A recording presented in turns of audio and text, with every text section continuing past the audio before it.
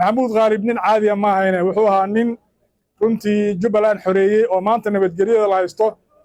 iyo dowladnimada la haysto dadkii aas-aaska u ahaa buu ahaa marka sharaf iyo karaamo ayuu ku dhaxlaa runtii jubbaland waxaa weeyaan halgankii jubbaland lagu xoreynayey saraakiishii hogaaminaysay buu ka mid ahaa maalintii dagaalku bilowday ilaa abtinow ka dhimanayey runtii sharaf iyo karaam uu leeyahay iimaan allah ka siiyo jannatul firdaws allah geeyo ilaahay subxaanahu wa tacaala qabriga ha u waasiciyo qabriga waxaa la yidhi ama rawdatun rawd min riyaadul janna noqonayaa ama xuf yani dababka ka mid uu noqonayaa waxaan ka baqsanaynaa ilaahay subxaanahu wa tacaala inuu janno uga dhigo daaqadda inuu jannadiisa allah ka tuso inuu ilaahay subxaanahu wa tacaala gadaashiisa annaguna uusan fidnaynin runtii waxaan u nimid waa tacsi ilaahay subxaanahu wa tacaala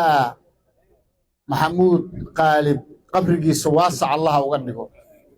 dadka reer jubbalandna samir iyo iimaan allah ka siiyo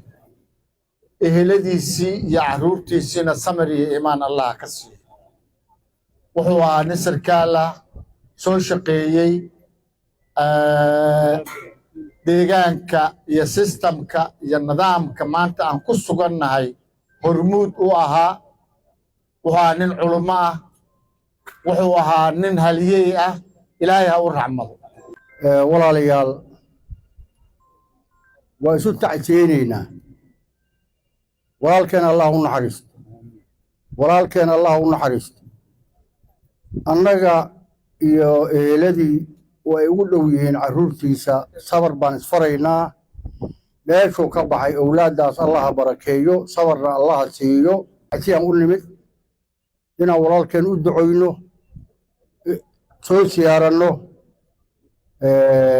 ilaahay baan u baryaynaa aan dhammaanteen ilaahay u barino